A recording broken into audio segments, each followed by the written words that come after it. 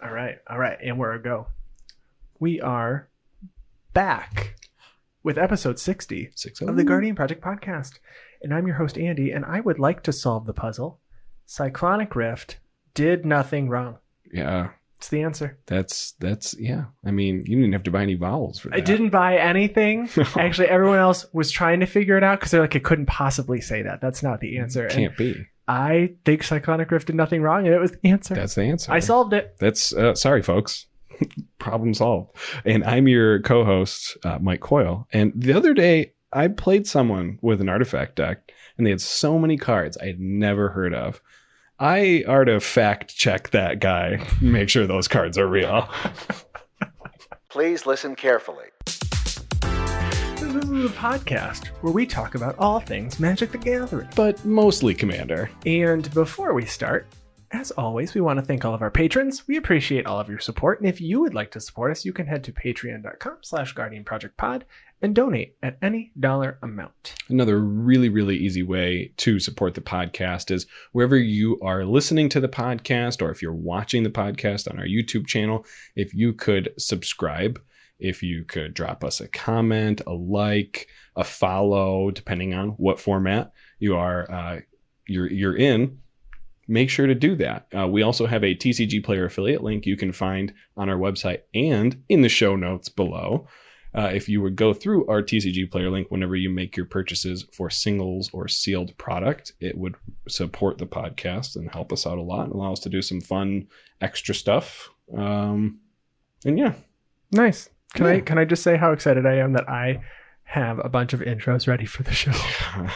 I'm a little jealous, not gonna lie. I texted Coyle earlier today and I said, I have 4 intros ready. I am prepared for the next 4 weeks. I was like, I need to come up with an intro, like real bad. It's still the hardest part of the whole show. Oh, man. Actually, I was going to say, what are we talking about this week? But your intro was a pretty good topical. That's right. Topical intro. So what are we talking about this week? So this week is theme week. So this will be a reoccurring series where we talk about certain themes that are being seen playing in Commander. And we have a couple different categories that we picked, that each Andy and I picked commanders for, that we think plays this theme in this unique way. And you'll understand more once we start going over the categories. So again, this week is Artifact Week. Probably I might have convinced Andy that there was a bunch of really good artifact reprints that came out in double masters, and hopefully some of those prices go down and will allow people to afford some of the relatively expensive staples for a good artifact deck. So that's what we're going to talk about this week. All things artifacts. And we are fitting them into 3 categories: unique, fun, or sleeper decks. So unique are commanders that play with artifact strategies in a unique way. Fun is fun as in they're fun to play and play against. And then sleepers are commanders that we think are underutilized for an artifact strategy, or just aren't seen very often playing with an artifact strategy. And ones you should look out for in case someone sits down with them. Yes. So we did not share our notes on the commanders that we chose for each category. So we are going to start with, do we want to start with unique? Let's start with fun? We'll start with unique. Okay. So you want to say what commander we picked on 3? Okay, sure. All right. 1, 2, 3. Sidri. Okay, yeah. Wow. I really hope we didn't choose the same commander for all 3. Hopefully it's just the one. It might have something to do with the fact that maybe your husband has this commander and it is all artifact theme, and it plays different than every other artifact deck that I've almost ever seen. It's so much better because you don't even have to have a theme. It's just play the artifacts you want, and they are also your creatures. You just spend a blue to do it. Right. Like later. So I think Sidri has 780 decks on EDHREC, so it's decently played, but I don't think it's overplayed, and I don't think that it plays the same deck over and over and over. No, definitely not.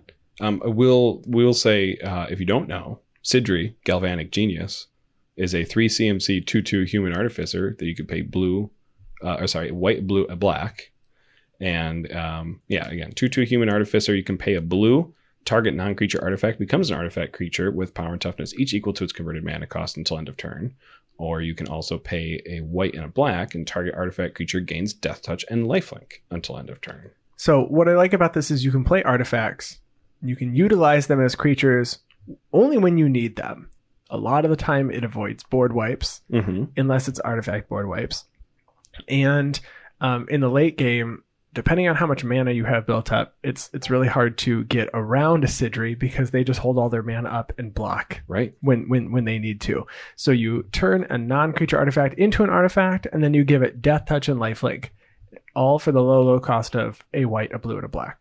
Right. I mean, there's even some tricks that you can do. If someone goes and casts a board wipe to kill every creature, and you have a big board of creatures and you're feeling spiteful, you can turn all of their artifacts into creatures before that board wipe resolves and wipe out all of their artifacts that they might have on their board. Yep. If they have non-creature artifacts, for sure. Yeah, you don't only target your own artifacts. The one thing that is very frustrating with Sidri, which I experienced a couple of times, is if you're playing an artifact strategy, an equipment strategy, when they activate Sidri to turn your equipment that's equipped to a creature into a creature, it unequips from your creature. Yep. So you just don't get the benefit of your equipment anymore. Which I found, I actually discovered that today when looking at one of my other commanders. I was looking at Mycosynth Lattice because I wanted to see how it affected. That's your commander? No. I found Mycosynth Lattice. It's like, what format is that? When researching another one of the commanders on my list today that I won't spoil, just to see how it worked with things in graveyards and stuff. But it mentioned that Mycosynth Lattice turns all permanents into artifacts, and all spells are colorless spells, and you can spend mana of any color, you can produce mana of any color and spend it in any way that you want. But if you have it and an aura is turned into an artifact creature while it's enchanting something, it again will immediately become detached. But since it's an aura that's being detached from another creature, it immediately goes to the graveyard. Oh, I didn't realize that. Yeah, so if you can somehow turn someone's aura into a creature, it just goes away forever. If you're playing with Mycosynth Lattice, though, you just have land destruction in Sidri, which is mean. Well, because all of your lands... You could do that. Yeah, because some decks play Liquid Metal Coating, but if you're playing Mycosynth Lattice, you just have land destruction in your Esper deck, which... I don't suggest doing. I mean, it probably wouldn't make it fun for other people. It's fun to do once. Yeah. Of course. I am an advocate for do it one time. One time. That's and then everybody's going to be really sad. And then just take that one awful card out and say, I got to do it once. This is why you don't do it. You have to be able to do it once to say why it's mean. So I've had decks that did mean things, and then you don't do it again. You got to feel it out. Another nice thing about Sidri is you have white and black, so you have all of the removal spells. And blue allows you to keep up fun spells to protect your stuff, like a counter spell or a Cyclonic Rift. I really like the fact that you have probably some of the three strongest colors for a strategy like this. I think you also get to play with Smothering Tithe now. You do, and that makes artifacts. And those artifacts can become useful in the late game. Well, they can become useful in many, many, many different ways. Whether you're, tapping them for mana, because you can tap them for mana for Fabricate. No, Improvise. Improvise. You can tap them for mana. Maybe you have a mechanized production, and you're just going to straight up win. Yep. The problem with them is they become 0/0 creatures because it's equal to their CMC, so it doesn't synergize with Sidri's abilities. But you could make it, a 0/0 if you need a chump blocker. Or no, you can't. No, you can't. It'll instantly die. You literally can't even do that. Yeah, you would need something to give like all of your artifact creatures +1/+1. Yeah, state based or something in order to make that happen. But I know you mentioned at the beginning that no Sidri deck is the same. Everyone is always kind of playing it different. I would argue that there's definitely two cards that everyone is running in every single Sidri deck.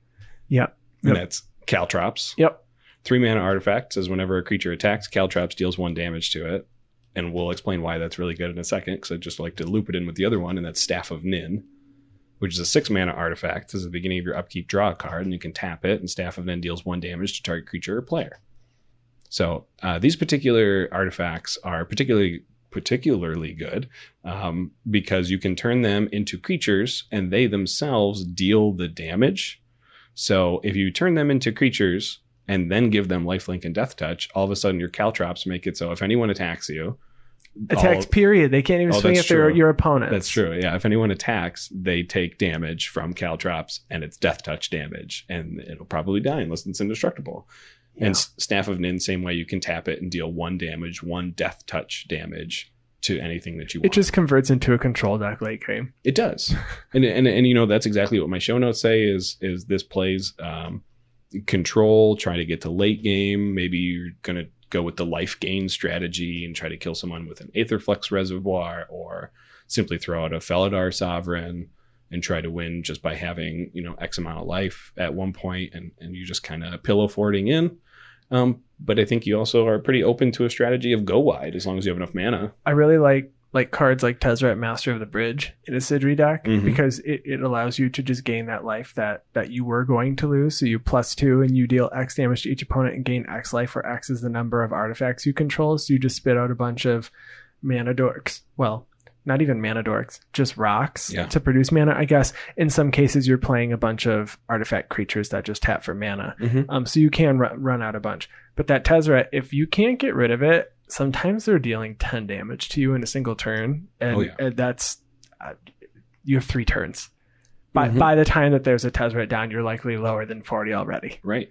And if you're playing Tezzeret the Seeker, the mono blue Tezzeret, then it allows you to go search for any artifact you want. And maybe you're going to throw in 1 copy of the Chain Veil in there, so that when you do have Tezzeret, Master of the Bridge, you can activate him twice a turn.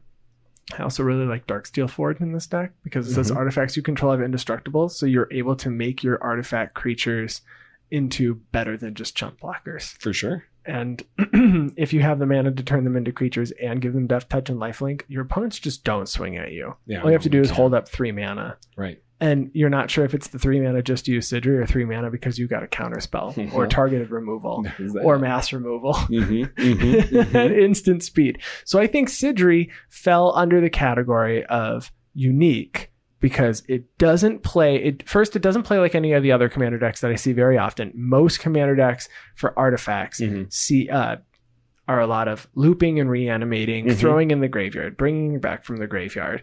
Sidri could do that. You could certainly include the artifacts do those exact same things. Yeah, it's just not on the face commander. It's just not on the face commander. And I like it because it's just throw any artifact in the deck, because you don't have to. There's no specific strategy with Sidri that's built directly into the specific commander. No, the only thing maybe you might throw some of the really high CMC stuff in there, just because Sidri makes the power and toughness equal to its converted mana cost. And you have like Spine of Ishsa, which is a 7 CMC, enters the battlefield, destroy target permanent. A lot of people take that as a looping kind of artifact, but I mean, in Sidri, it's a 7/7, which is it's good. That could have lifelink and death touch. It definitely will. Lifelink is relevant. It sure is. So that's our unique. Okay, so we both maybe we weren't very unique. We weren't very unique in our choice there, but I think that just goes to show that Sidri is just a really popular commander that, in my opinion, is also could have gone under the fun category. Because I do not have anything against that deck. I love playing against it. I don't think there's any issues. Yeah, unless you're playing like, okay, there have probably been instances where I'm playing like an all creature deck, and then the Sidri player puts caltrops down, and it's like, okay, I can't do anything until that caltrops is gone. But you know, there's gonna be a green player that can take out an artifact, or a red player that can take out an artifact in your pod. If that's not you, better start making some deals. Yeah. Or running a couple of targeted removal spells. You probably should. You probably should. Yeah, you probably should. Okay, fun. Yeah. We can count to 3 again. We can do that. Okay. Hold on. Let me actually get we will. Oh, no, I have it right here. Yeah. Okay, fine. Okay, ready? On 3. 3, 2, 1. Brutaclad. Yes, okay, something different. You go first. Okay. So my pick for fun is Brutaclad Telcor Engineer.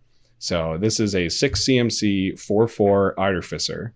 that says creature tokens you control have haste, and at the beginning of combat on your turn, create a 2/1 blue mirror artifact creature token. Then you may choose a token you control, and if you do, each other token you control becomes a copy of that token. So a lot of people don't actually consider Brutaclad an artifacts commander. He's a tokens commander, which totally agree. You could do both. But he does make an artifact. He makes a 2/1 blue mirror every single turn. It is also a token.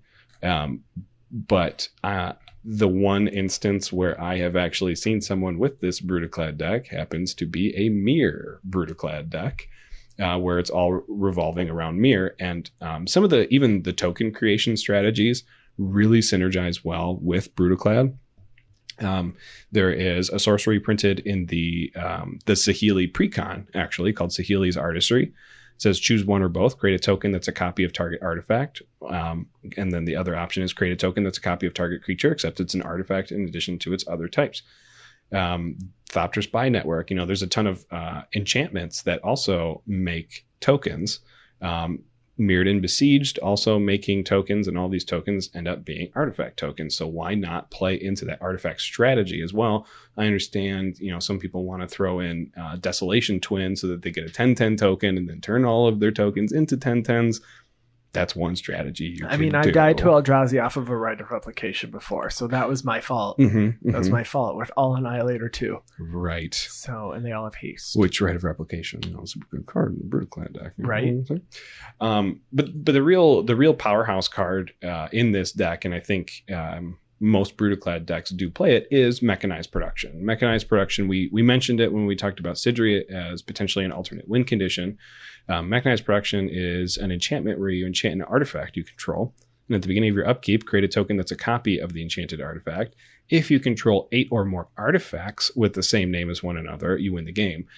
Key to understanding Mechanized Production is you do not have to have 8 copies of the enchanted artifact. It's just of any artifact. So, if you decide that you're going to turn all of your tokens that you have with Brutaclads into treasures, or the 2/1 mirrors that he makes, it makes it really, really easy to actually win with Mechanized Production.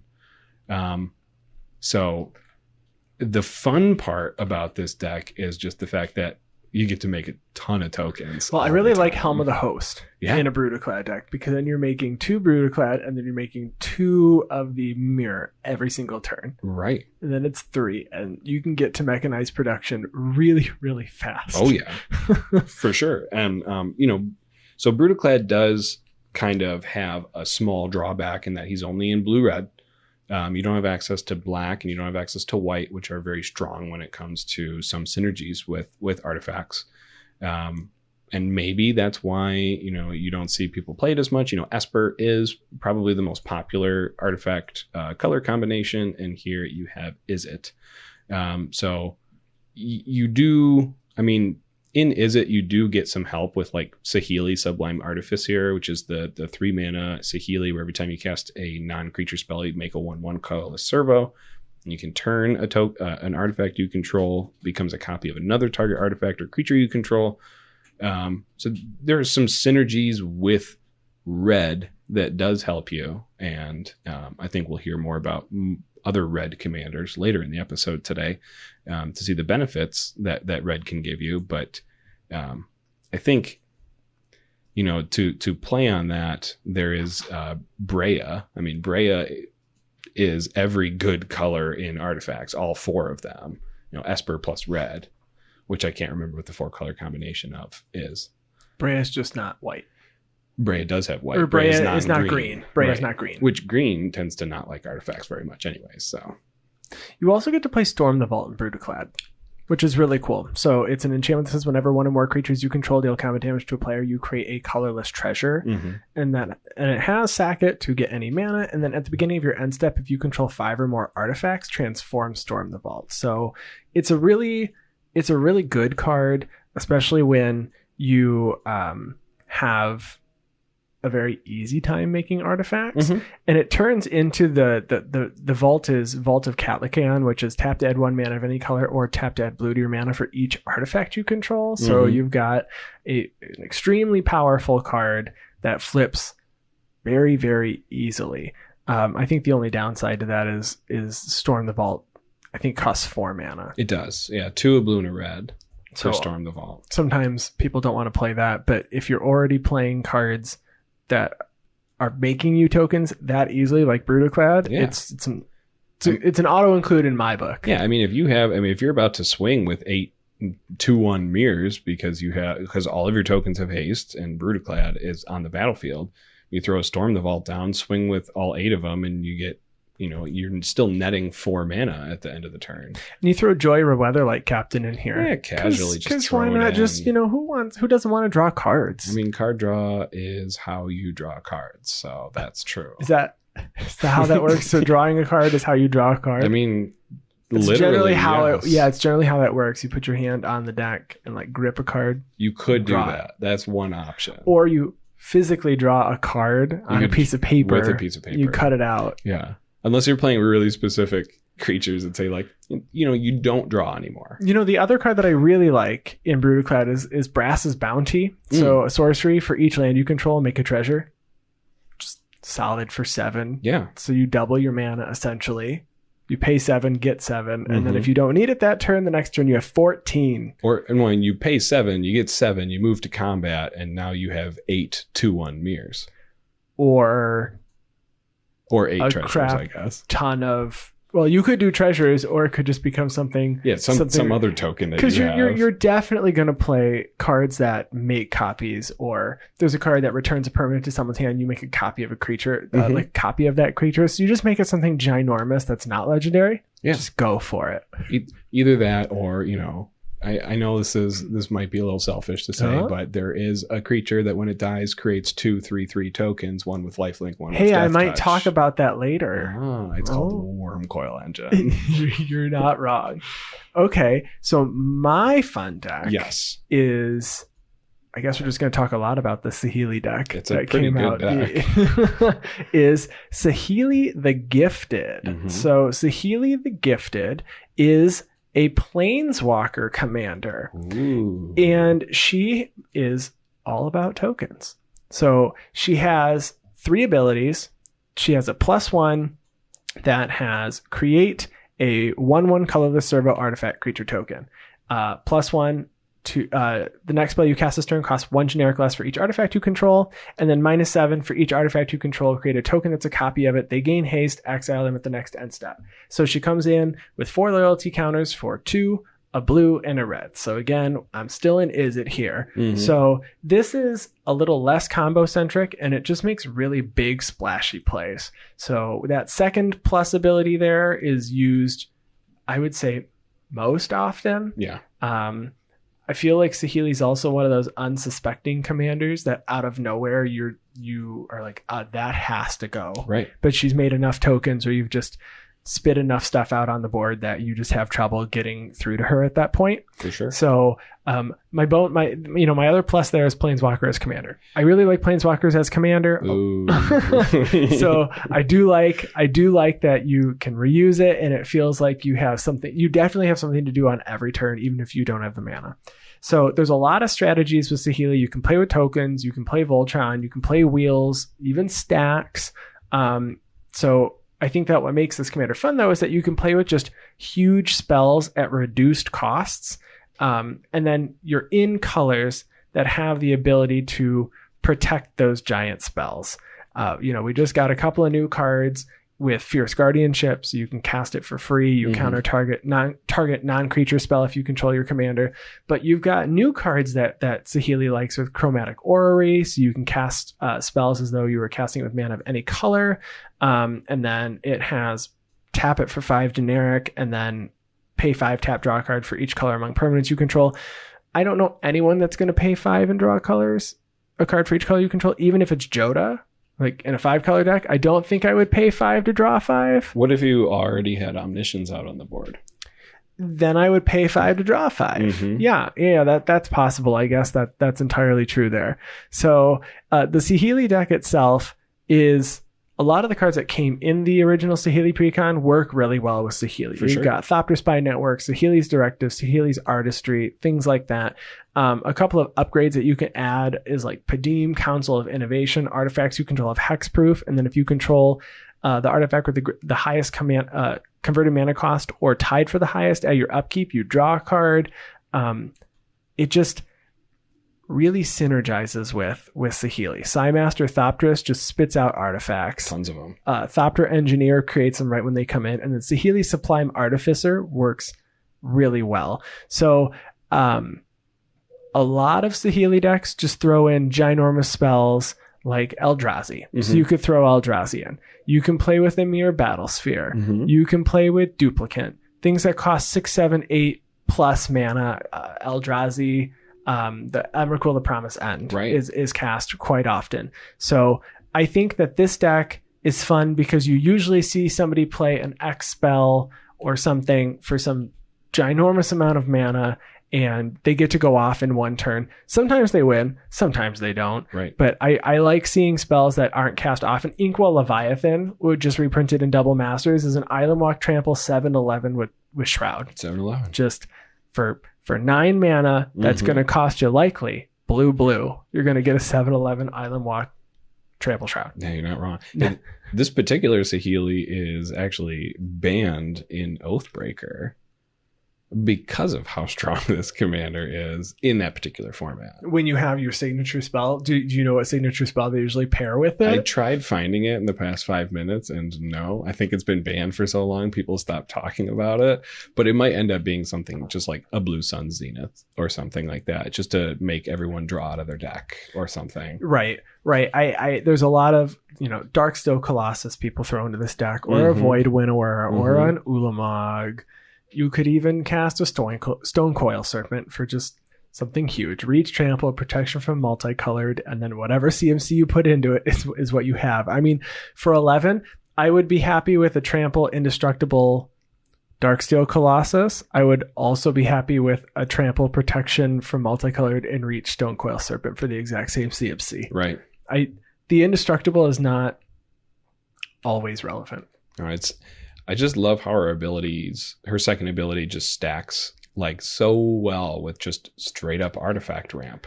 It's just, my deck literally consists of rocks and bombs, and that's it. It's like, and the rocks pretty much all add 1 additional colorless mana every single time. And then the -7, when you go to it, you're like, cool, now I have 12 rocks instead of 6 rocks. I sure hope when you -7, you're going to win. Or maybe you're minusing 7 and you're making a bunch of Blightsteel Colossus, although I think that's legendary and would serve legendary rule. But Blightsteel Colossus is not legendary. So you could have a bunch of Trample Infect Indestructibles if you want. I mean, you only get 1 of each, though. Yeah, that's fine. That means I get to kill 2 people.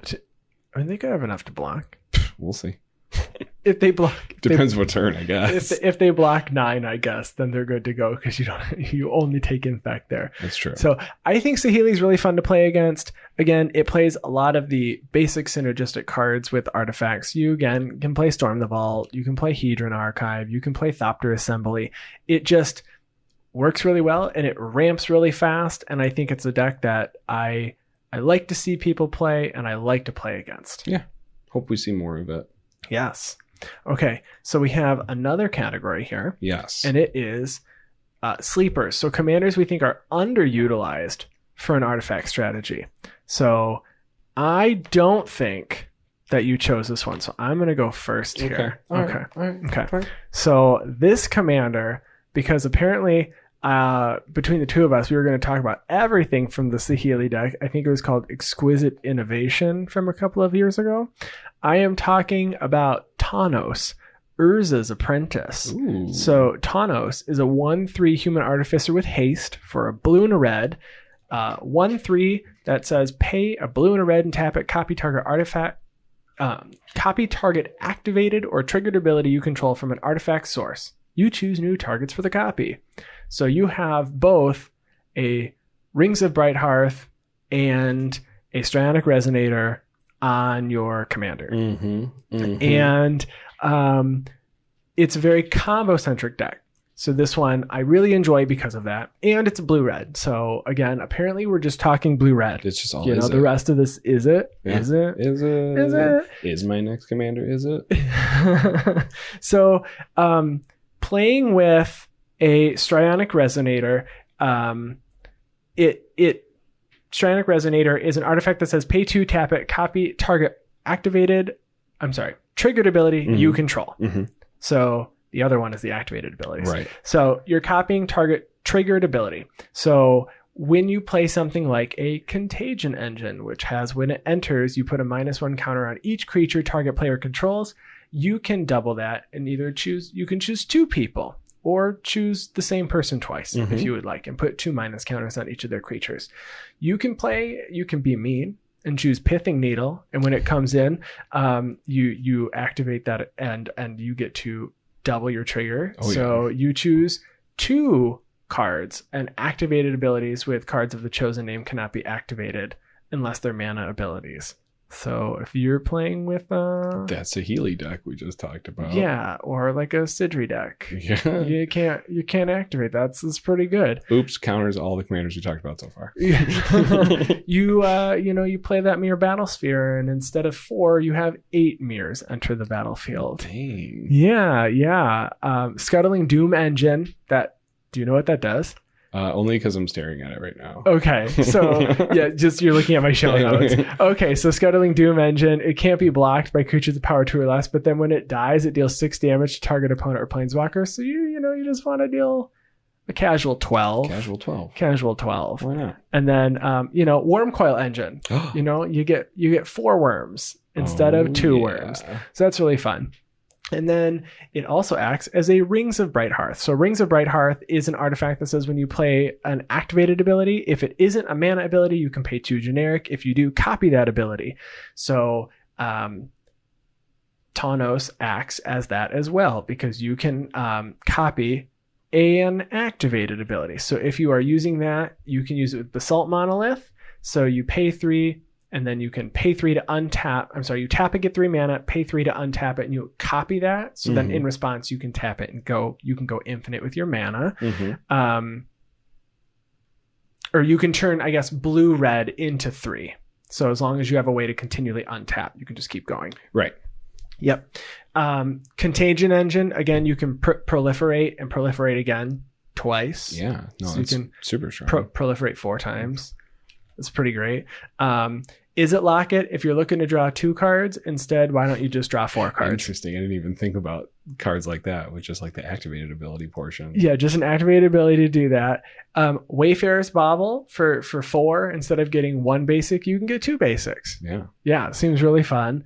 Even like artifact like recursion staple, like cheat out staple, like Meteor Golem, so you can destroy 2 different permanents. Yeah, that would be the triggered ability. Right. Instead of the activated. Oh, but they all work. Mind Stone, Commander Sphere, instead of sacking to draw a card or paying 1 sacking to draw a card, you get to draw 2 cards. But Steel Hellkite, where you can pay X and destroy each non-land permanent with converted mana cost X, whose controller was dealt combat damage by Steel Hellkite this turn. So you can pay it into. Could you pay it two different costs into it that way? I'd have. Oh wait, no, it has to copy it. Yeah, it's copying. So that one. So destroy them twice.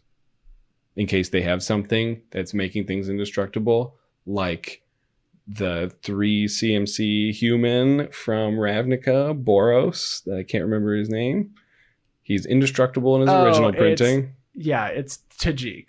Yes. So you'd have to kill the Tajik, and then you'd have to kill everything else. That's right. So that in that one very specific case, Steel Hellkite copy that trigger.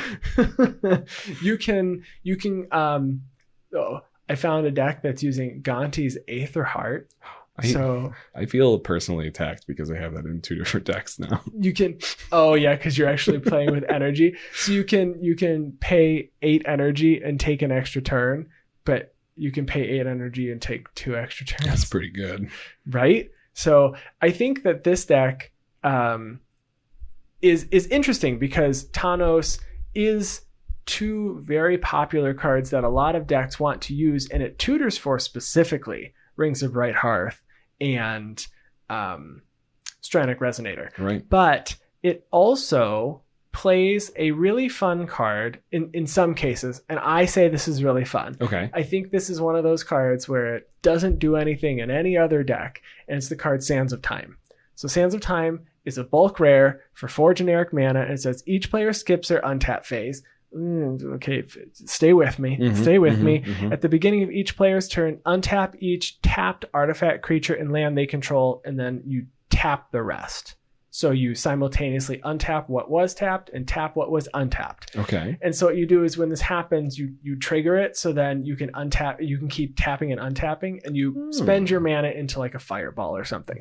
But it slows your opponents down because essentially everything feels like it's just being exerted. Right. So you're basically casting the card like twiddle. So you tap or untap target artifact, creature, or land, but it's all of them. Interesting. At each person's upkeep. So you basically use cards like Comet Storm with multi-kicker to cast something that is just ginormous. Or if it's not currently in your hand, you can use cards like Endless Atlas and Trading Post and Retrofitter Foundry to draw out cards in your deck. You can use cards against hexproof opponents, like that have hexproof or have hexproof on themselves, to make colorless Thopter artifact creature tokens with flying. And so you can just kind of go crazy. So a lot of this is very combo centric, which For is sure. I think, and it was funny because when we were doing all the research for these, this is the deck that I found, and I said I didn't even know Sands of Time existed, and after reading this I said this is the deck that I want to build. If I had to build a deck from this week, it's definitely Thanos. Interesting. So this is a deck that I think is underutilized in as in I've never played against a Thanos deck, but I see people use Stranic Resonator all the time. Sure. But it was used for cards like Narset, Enlightened Master and stuff, because you wanted to double triggered abilities. So I maybe I'll be the Thanos guy. You're gonna be the Thanos guy. And you're not playing like degenerately with Paradox Engine. So does Paradox Engine, is that what makes things degenerate? That particular card? Paradox Engine? Yeah. I mean, I understand Paradox Engine made everything good when it existed. I just, I don't know. I feel like you could do a lot of really degenerate things with this deck without Paradox Engine. You could, but not as easily. Well, I think, honestly, I think the one thing that might be holding people back from like building it 100% is cost. Because there are, I mean, Rings of Brighthearth is an expensive card. And this way you don't need it. I don't even own one. I have one and I play it in a very casual deck because triggering Scarab God twice was just cool. And for me. But Rings of Brighthearth, we mentioned it goes infinite with Basalt Monolith. It also goes infinite with a Grim Monolith, which is an extremely expensive card. Yeah. I mean, this deck can create a Mindslaver lock as well if you really wanted to do that, which is not fun. So don't do that. So there are degenerate things that you can do. You can do, but I feel like it doesn't do any of them because no one plays this. It's true. No one plays this. Or no one that we see often. And I always like to test out decks. So and it looks like the majority of these, because we have a pretty decent commander collection now, I could throw this deck together to test out one day. Yeah. This would be really fun to play. I even have a Thanos because I opened this deck. It's just sitting with my rares because I didn't build with it. And maybe that's another thing is when we look at the commanders that were printed in that set. I mean, everyone knows about Lord Windgrace because that was in there, and then the Esper girl, I can't remember, Aminatu, was also printed in this set, and then there was Saheeli, and then I cannot remember who the fourth commander was in that particular set. But most people just know Aminatu and Windgrace from that set, and they don't really think about the other commanders that were released in that block. And maybe it was just this deck wasn't opened very often. I think this deck is probably underplayed compared to the other ones. I think Lord Windgrace is 100% played more often than the other commanders, and the other one you're looking for is Estrid the Masked. Yep. So I know I've talked about Estrid before. Estrid was a very difficult deck to play. I put that together for a while.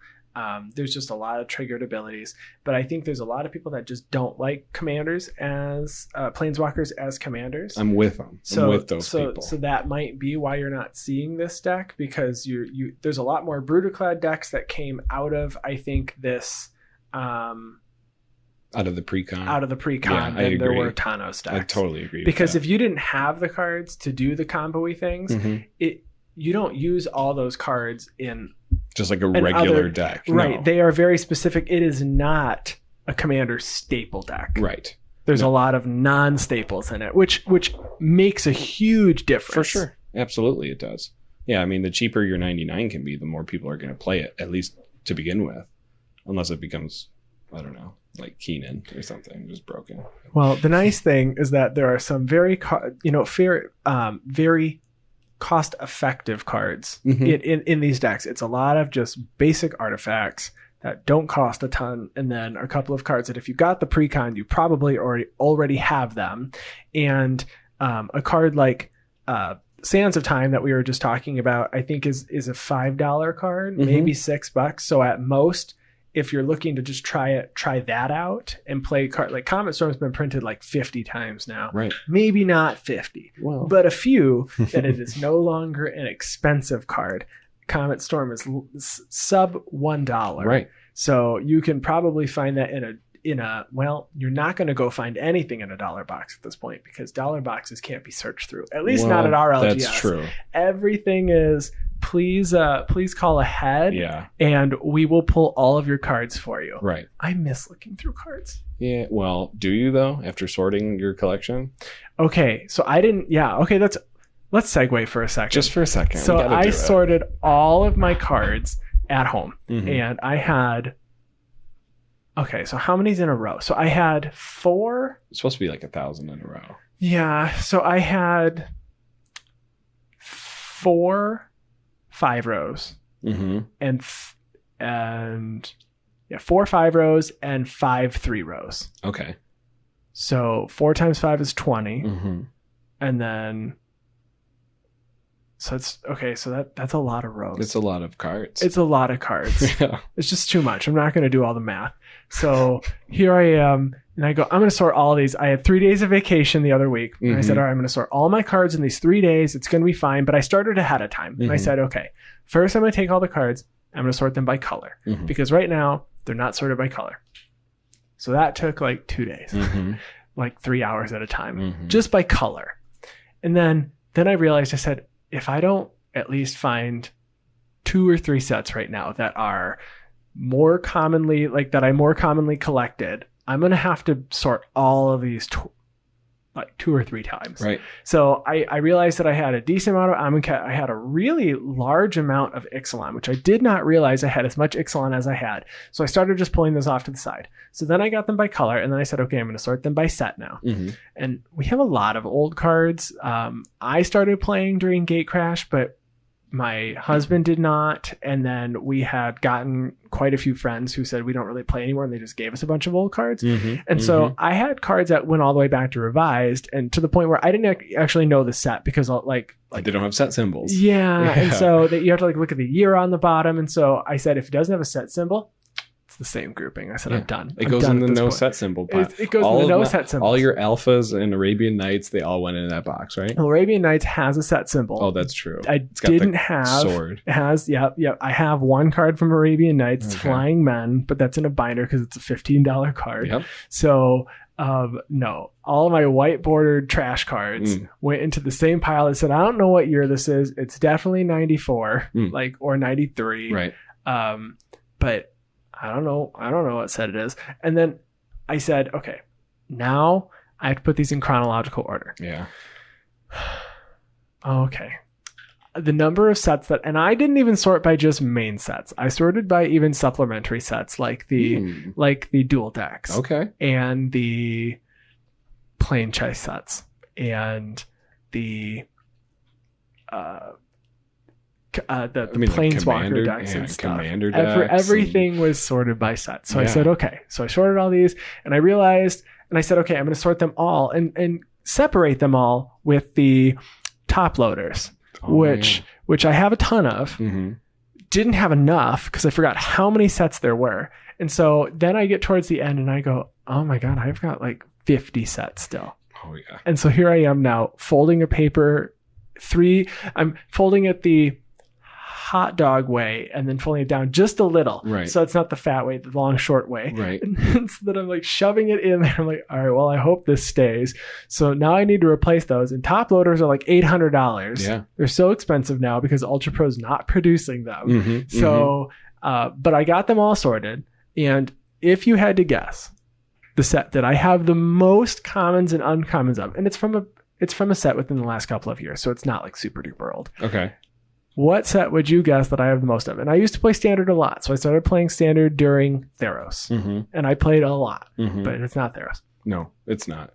I have 2 guesses. Okay, you can go 2 guesses. Okay, my first one is going to be a set that you really, really love the draft format of that has been pretty recent, and it's going to be Eldraine. Okay, no. Then the other one is going to be, I have to pick one of the Ravnica sets, and I would go with War of the Spark. It's not. It's Okay. Magic Origins. Interesting. I have way more Magic Origins than any other set, and Okay. I was blown away. I had a row and a half of just Magic Origins. Mhm. So there's another car. No, that's an airplane. Oh, is that an airplane? I don't know. It's a helicopter. Look over there. It's a motorcycle.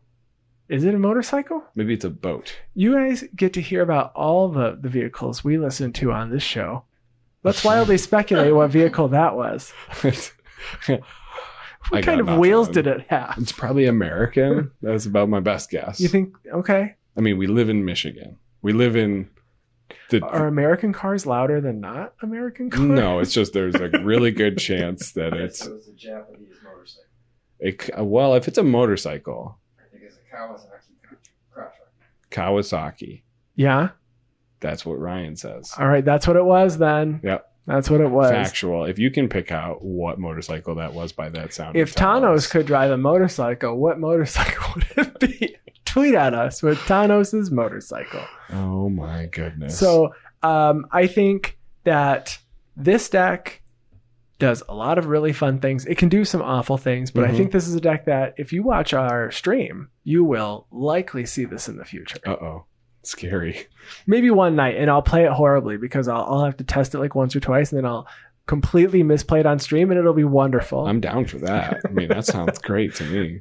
Just the one last thing I wanted to say about Thanos is if your deck allows you to play both red and blue, and you've never been able to afford a Rings of Brighthearth, Thanos is a 70-cent card, so you can just pick one up. Yes. And it might even be easier to tutor in your deck because it's a creature.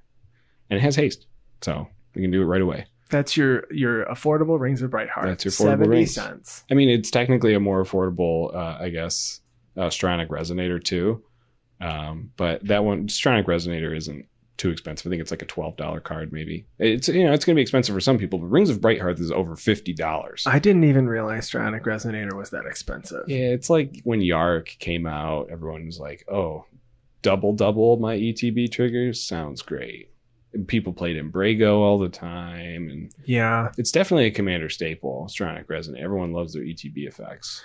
I think so I just took a look. It looks like Stranic Resonator is like $2. Oh, well, perfect. Yeah, it's been printed a couple times. It's actually been printed at what? Commander 14, Masters 25, Commander 19.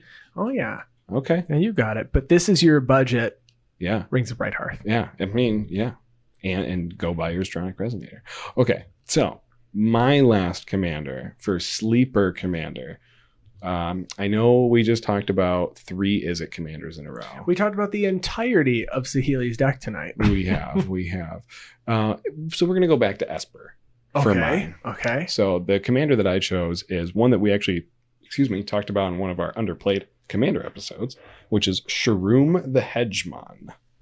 So Sharum the Hedgemon is a 6 CMC 5/5 flying sphinx. So you pay 3 generic, a blue, a white, and a black. And you get this flying 5/5 that says when Sharum the Hedgemon enters the battlefield, you may return target artifact card from your graveyard to the battlefield.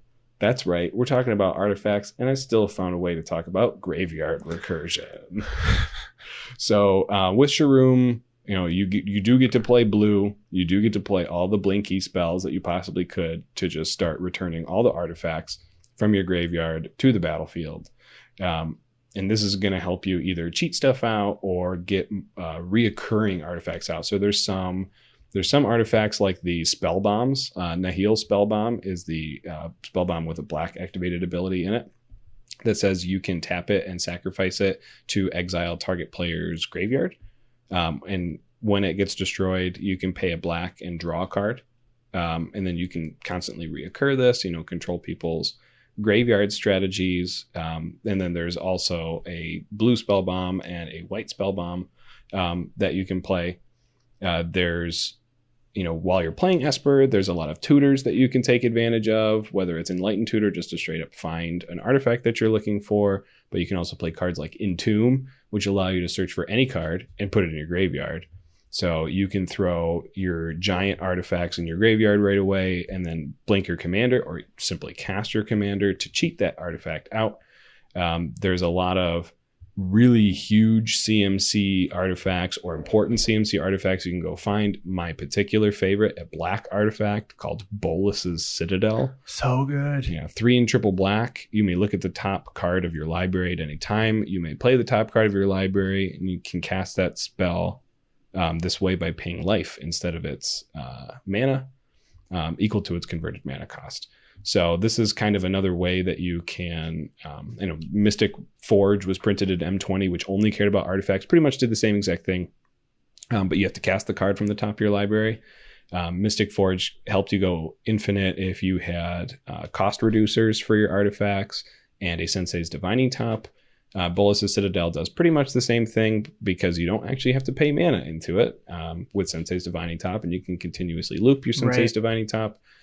So it plays really well into the artifact strategies simply because you have the ability to tutor with black. And again, you have blue. You can play things like Ghostly Flicker in order to blink your commander. So for 3 mana, bring back any enchantment that you have in your graveyard.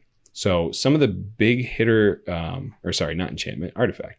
This is Artifact Week. We're talking about artifacts in Artifact Week, not enchantments. So some of the big artifacts that you could be returning with your abilities, you have the 3 Gearhulks that you could play from the Kaladesh standard. Cataclysmic Gearhulk to help you wipe the board. You have Combustible Gearhulk to help you either draw cards or do a bunch of damage to people. You also have Torrential Gearhulk, which makes it so you can cast an instant from your graveyard. Maybe if you're really playing into the graveyard synergy, you'll have something like that available, but it's probably the least utilized of the Gearhulks in this deck. You have cards like Platinum Empyrean, which makes it so your life total can't change, so forcing someone to take care of your artifacts before they take care of you. Same thing can be said for Platinum Angel.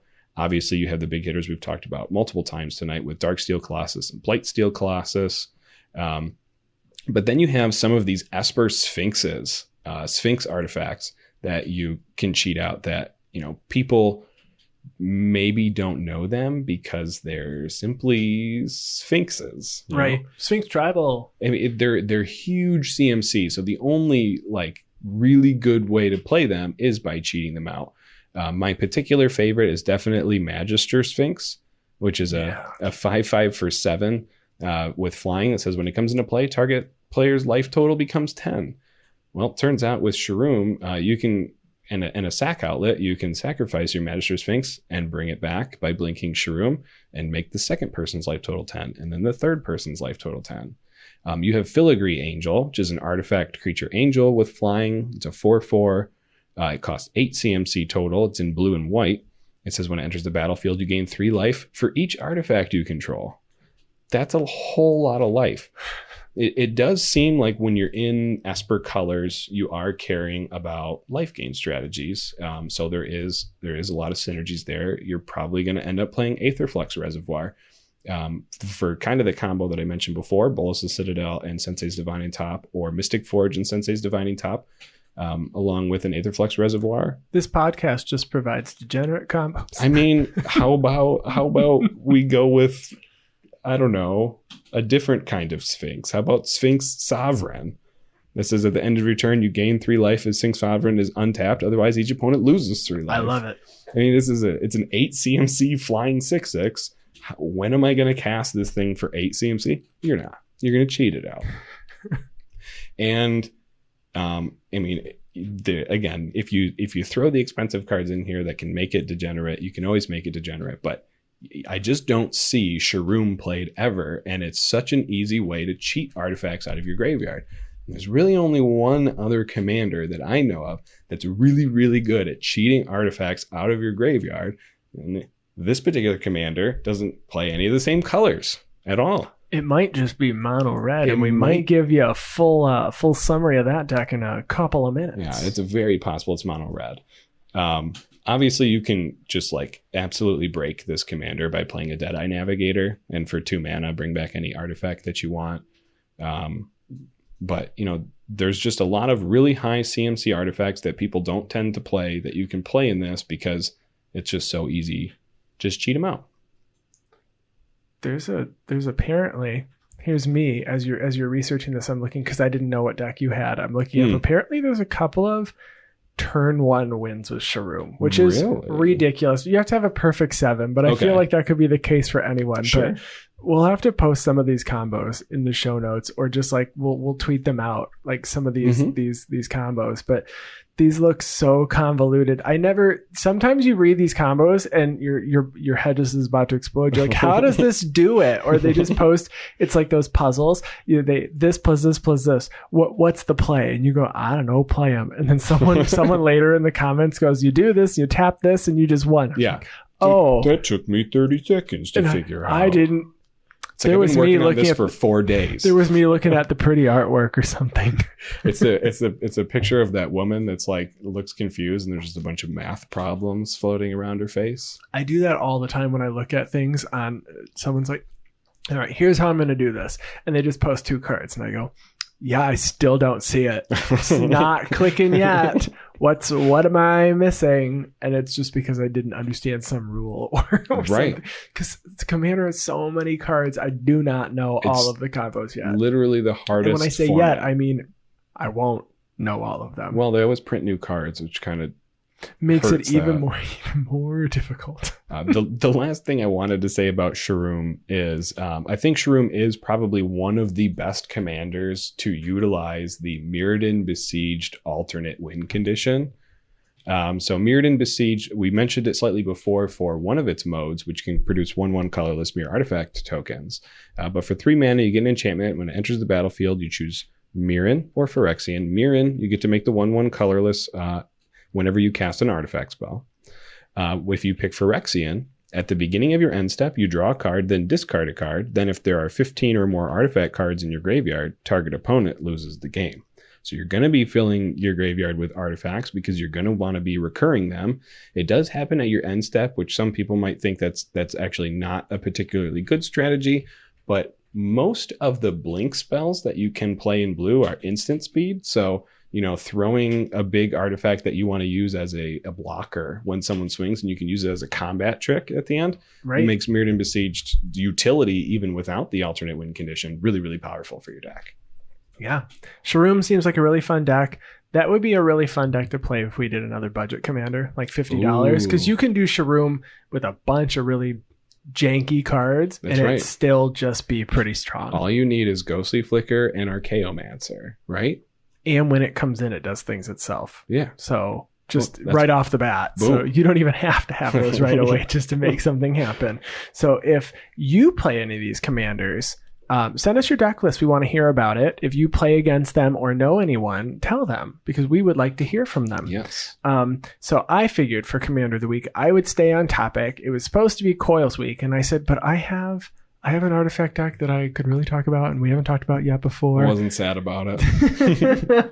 So this week, I am going to talk about my Daretti Scrap Savant deck. So this is a mono red commander, and it is an artifact commander. Mm-hmm. So it's again, I guess we've talked a lot of red this week, but we definitely did not talk about a monocolored deck. That's right. What we had 2 Espers and 3 Izzet decks. We avoided Urza altogether.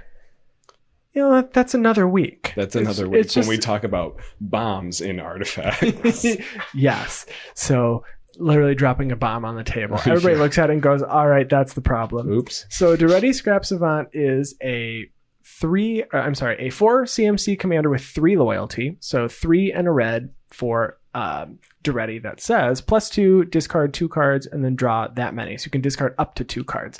-2, sack an artifact. If you do, you can return target artifact from your graveyard to the battlefield, and then -10, you get an emblem with whenever an artifact is put into your graveyard from the battlefield, return it from to the battlefield at the beginning of the next end step. So getting a -10 is great if you can ever get that to happen. That's tough. I have still not. There's a pretty good win rate with this deck. So the deck is all about throwing stuff into the trash. So you're going to play cards like Mirror Retriever.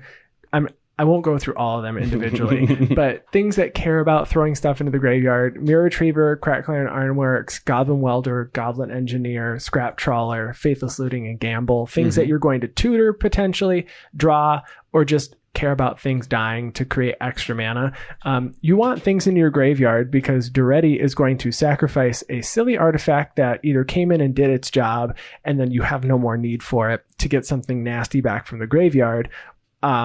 And he synergizes with himself. What a concept, right? Because he fuels it with his +2, and then you just -2 the next turn.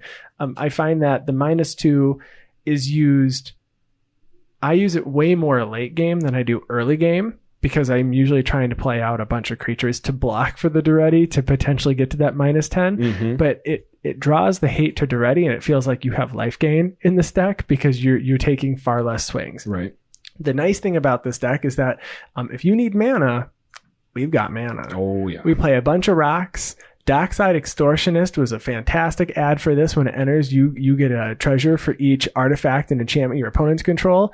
I like playing with Ugin the Ineffable. It not only makes all of your artifacts cheaper, but it enables you to loop a couple of cards that hit the graveyard and come back. You've got things like Junk Diver, Mirror Retriever, Scrap Trawler that eventually can just loop themselves because they don't cost much mana if you have a sack out like Krark Clan Ironworks or an Ashnod's Altar or something.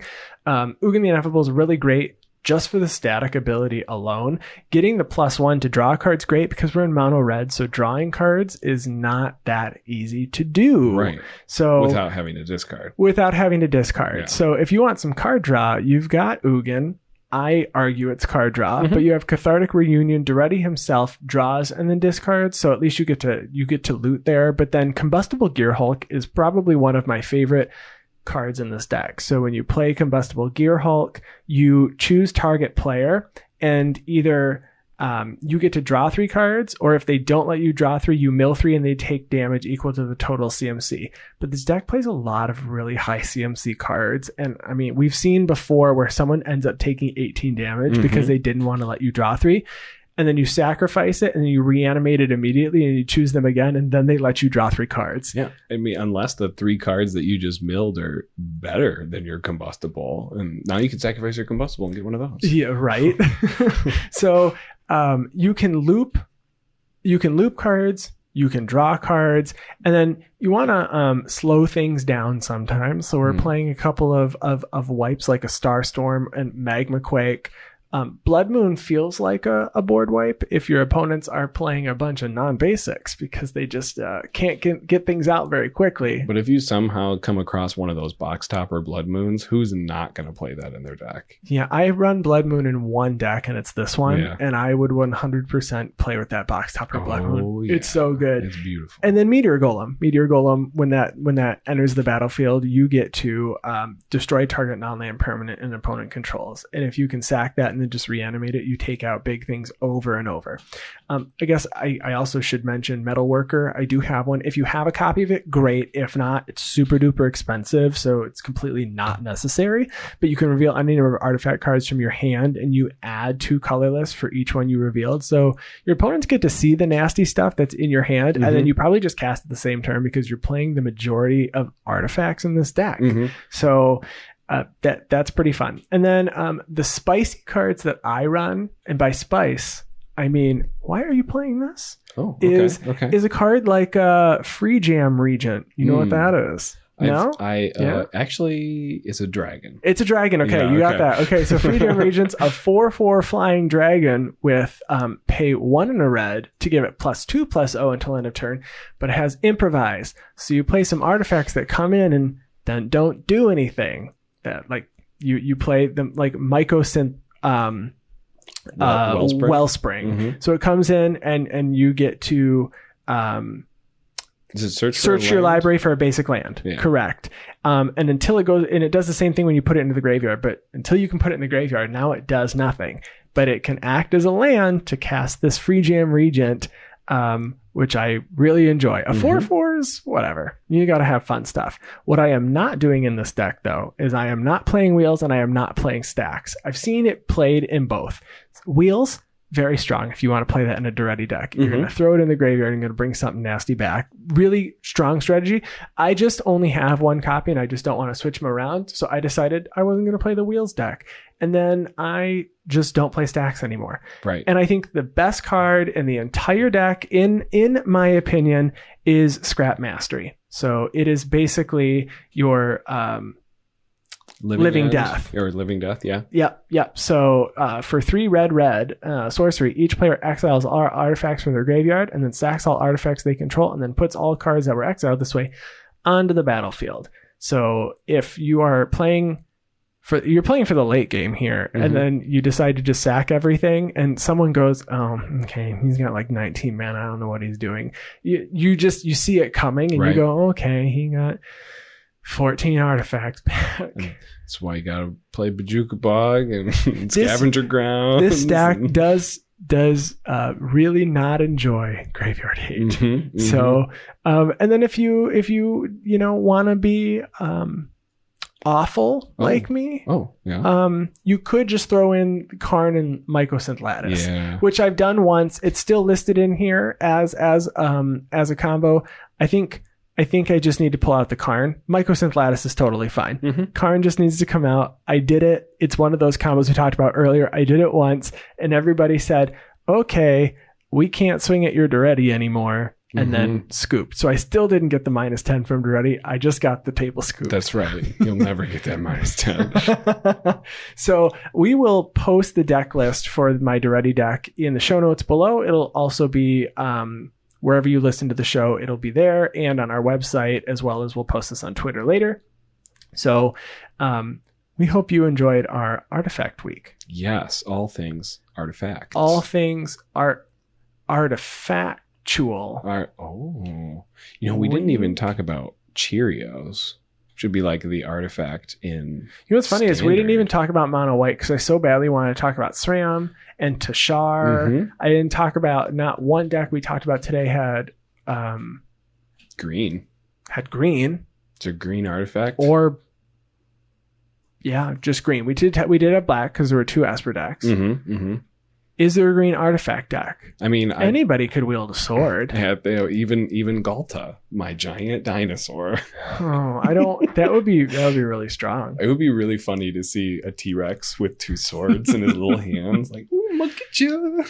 There's 100% got to be a green deck that cares about artifacts. Isn't Voltron. That isn't Voltron. Sure, and then I think also Kemba Ka Regent is really good. And we did talk about in our underplayed decks, you talked about Nahiri, the mono white Nahiri deck. So that cares about artifacts. We've just been on an artifact kick. So we'll have to pick a different theme next time. Like graveyards? Oh, sure.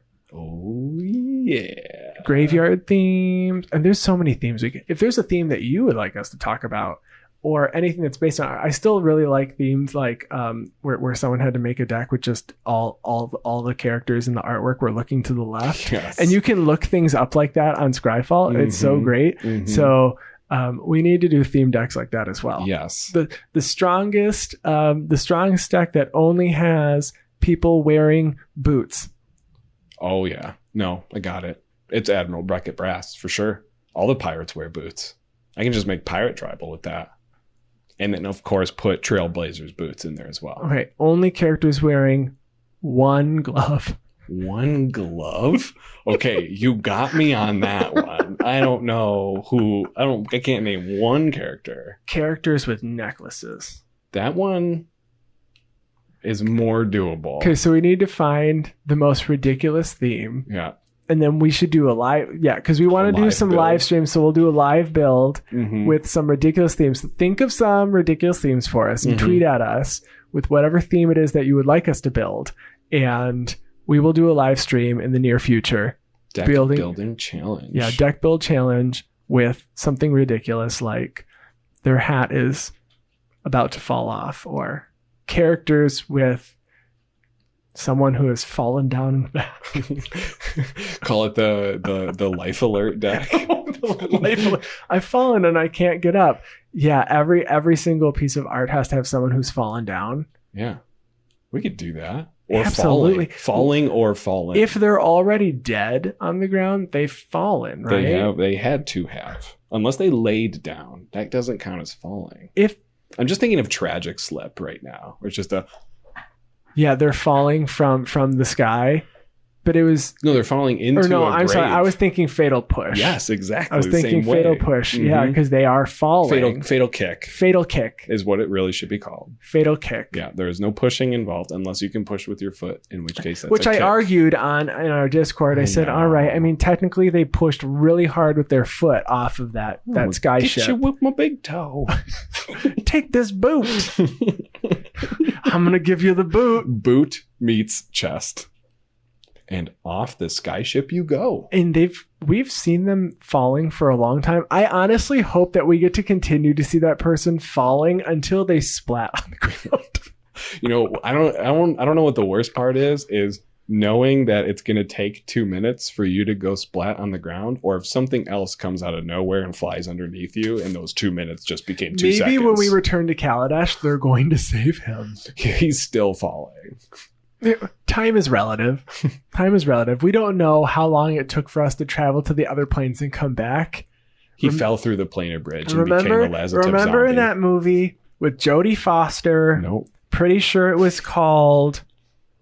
It's not called Signs. The movie... Oh, crap. With Jodie Foster. Jodie Foster. Contact. Oh, the movie yeah. Contact. First off, great movie. Yeah. I really like Contact. I don't think you should spoil that, though. We shouldn't spoil... If you haven't seen Contact at this point... I don't know. I feel like it's one of those movies that like it got a lot of awards and stuff, but not a lot of people saw it. Like Parasite, I would say. Okay, I've seen Parasite 3 times now, and let me tell you about that first time I watched it. Okay, we're gonna digress again. I was sitting on a plane for a flight for work, and I forgot my headphones, and then they were out of headphones on Delta. So I couldn't pay the stupid $2 for those crappy headphones to plug into my TV. So Parasite, it's got subtitles. So me not thinking, because I was just not. I'm sitting on an aisle seat. I don't want a window seat, aisle seat. The person in front of me to the left, I'm on the right side. They're on the left side of the plane. Right there across the aisle is watching Parasite. I read the entire movie from my seat looking at their screen. And when I got home, I was asked, well, why didn't you just turn it on your screen? Because it's just subtitles. You just didn't hear the movie. And I don't know why I didn't do it. I like strained and watched from a distance. The explanation you gave me is like he was already like 10 minutes into it, and I didn't want to rewatch the first 10 minutes. But that movie, so good. Yeah. Oh, and I didn't think I could sit through a movie with subtitles. I like to watch dubbed shows. I can't usually watch subbed shows. So Parasite, top notch. But Contact, if you haven't seen Contact, that is what I hope is happening with our time leaving Kaladesh, visiting all these planets, and we get back to Kaladesh. One of the cards that's going to be spoiled is like, what do we call it? And it's going to be like, maybe they'll reprint Heroic Intervention. Ooh. Which was printed in 8th Revolt. In the Kaladesh block. Yeah. We could get Heroic Intervention again, but it's somebody like saving this guy or catching him. Saving Gideon? No, Gideon's dead. You think so? In that timeline. Oh, now we're into alternate timelines? I mean, we eventually have to get there, right? I mean, Teferi Time Raveler does a lot of stuff. Maybe they'll just reprint Teferi Time Raveler and he's saving. And ban it immediately? No, just leave it's fine. Just ban it. That is this week's episode.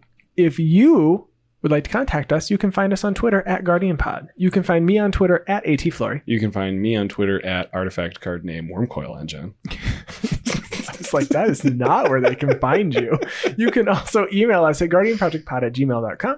And if you're on Discord and you're interested in joining the discussion, let us know. We will send you an invite. And yeah, that's it for episode 60. Yeah, make sure to check out our YouTube channel. We have Commander paper gameplay streaming every Thursday, uploaded every Sunday. And this week, Coyle will be out, but Yes. I will be doing the entire intro, so I have to practice our intro now.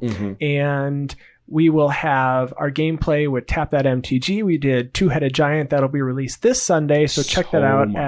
At 10 a.m. on Sunday is when those will be released, 10 a.m. Eastern Standard Time. If you hit the bell icon on our YouTube channel, you will get a notification as soon as those videos go live. And if before you hit that bell icon, you subscribe, that'd be even better. Yeah, I do think if you hit the bell icon, it automatically subscribes you, but don't quote me on that, and make sure you're a subscriber. And if it does do that, though, just hit the bell icon. Don't subscribe. Hit the bell icon, because then it does subscribe you in concurrently. Yes.